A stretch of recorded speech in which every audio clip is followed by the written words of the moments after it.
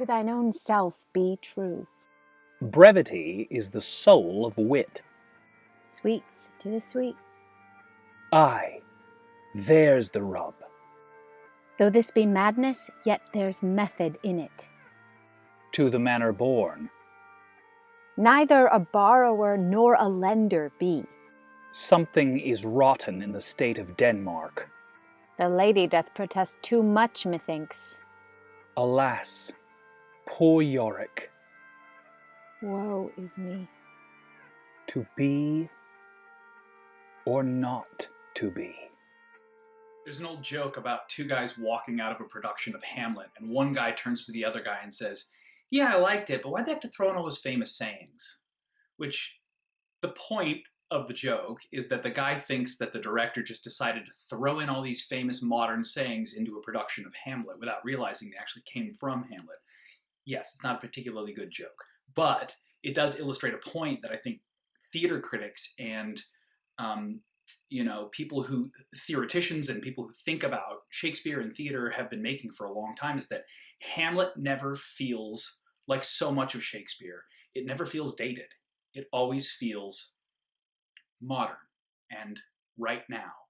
It never feels like we're watching a story about them back then, in the days of yore. It always feels like it's about us right now, right here. If Shakespeare seems to us in a surprising way so modern, it's because, in a sense, his language and characters have created a lexicon of our modern vocabulary. The experience of Hamlet is almost always that of recognition. One never does encounter Hamlet for the first time. Marjorie Garber, Shakespeare After All. Shakespeare's text and work is like the dramatic handbook for how we have interpreted ourselves as human beings for the last 4 centuries. His characters, their circumstances, their thought processes, what they go through as people is something that we can all relate to no matter what stage of life we're in. And there's no greater example of that, no more personal example of that connection that we have to Shakespeare's characters than Hamlet. In my own life, I, of course, knew what Hamlet was growing up as a student, and then as an actor, I knew that Hamlet was a big deal. But it wasn't until I was in a production of Hamlet and I started to be surrounded by the words day after day and hearing them that I realized, oh my gosh, I am Hamlet. And that's because of a particular moment in time for myself where I was really depressed and I just was frustrated with my life and my choices. I mean, I'd become an actor and I wasn't making any money, and it was really scary and sad. And Hamlet has this line, "I have of late, but wherefore know not, lost all my mirth." And that is exactly how I felt at the time. I heard the actor, who happens to be Quinn, playing the role.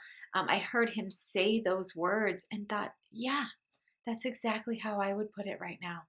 I am not happy and I don't know why. And I really want to figure out how to get happy again. And I'm getting emotional thinking about it because Hamlet did that to me. And it wasn't because he was the Prince of Denmark. It was because he was just a guy talking about how he felt. And I happened to feel the same way. After Jesus, Shakespeare is the most cited figure in Western consciousness. No one prays to him, but no one evades him for long either. Harold Bloom, The Invention of the Human. There isn't a writer in Western culture that hasn't been influenced by Shakespeare, and even more specifically by Hamlet.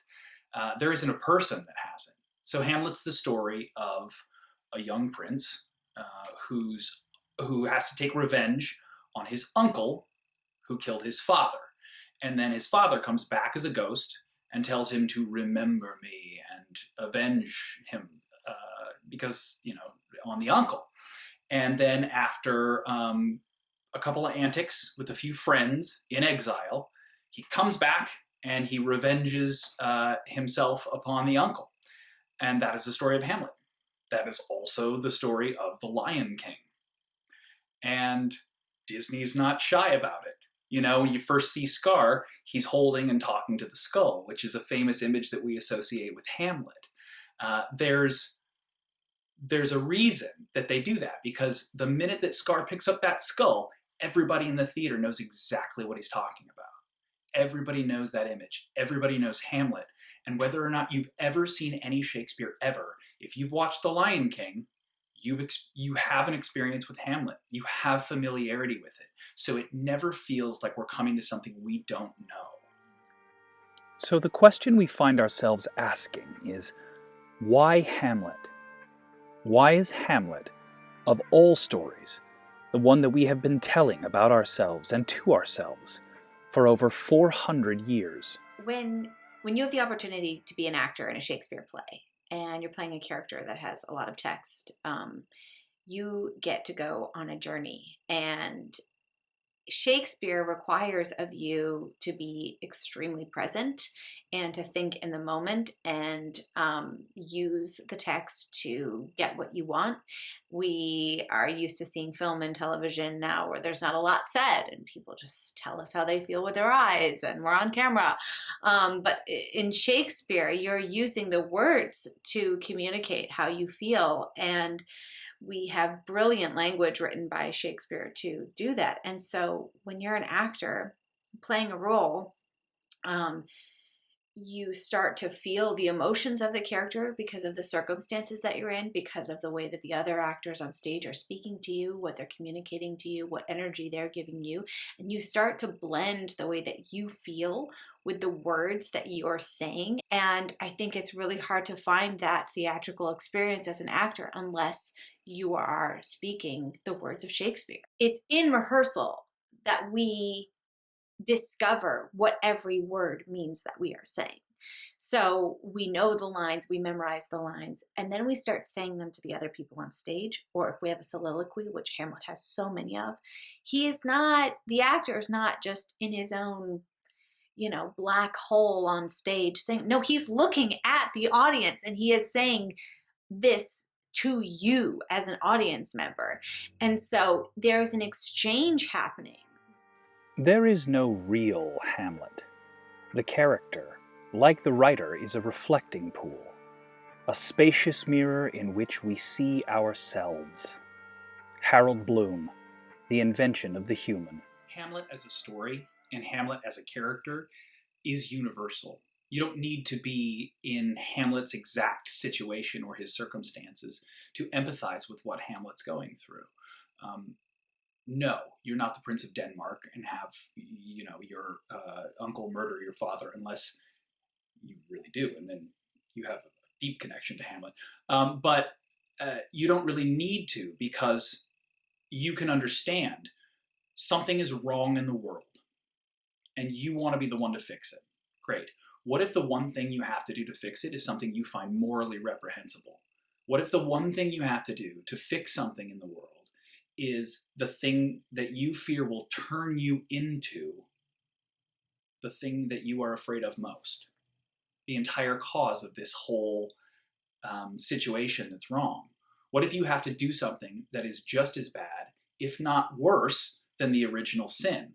That's the only way to fix it.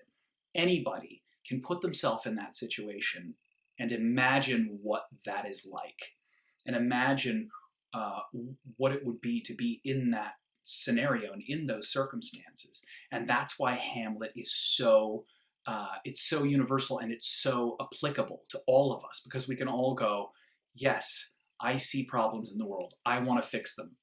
And if we just killed that guy, and then you go, well, yeah, but if I do that, what does that make me? What have I become? I think it's a situation that, even though we're not in that on a day-to-day basis, it's something that is not far from our imagination.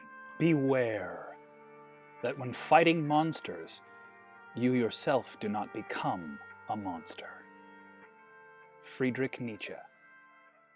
There's another sort of modern parallel that I like to talk about a lot when I talk about Hamlet, which is the other sort of great literary work of our time, and that's Batman. Bruce Wayne's parents are murdered by criminals, and so he dedicates his life to fighting criminals. But it's a silly costume story, right? A guy who dresses up like a bat and fights criminals. But the central sort of tension in the story of Batman is the line between revenge and justice. If Batman fights criminals that kill people, he has one rule: no killing. That's it. If he crosses that line, he becomes no better than the criminals that he's fighting against. In order to get revenge on Claudius for killing his father, Hamlet has to commit the same sin. And the act of killing Claudius, Hamlet doesn't know whether or not that's going to cost him his humanity, cost him his soul. And so there's a real fine line there between justice and revenge. It's the same thing. So all of these adaptations that you see, Lion King, Batman, Sons of Anarchy was a motorcycle gang show on FX that's also an adaptation of Hamlet. The reason why they're so ubiquitous, there's so many of them, is because even though we don't have Hamlet's exact circumstances, we understand the way that he deals with them and the way that he thinks through them, the way he thinks through them out loud.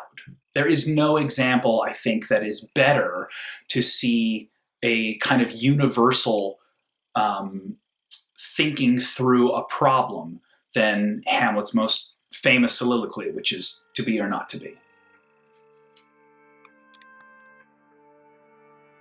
To be or not to be?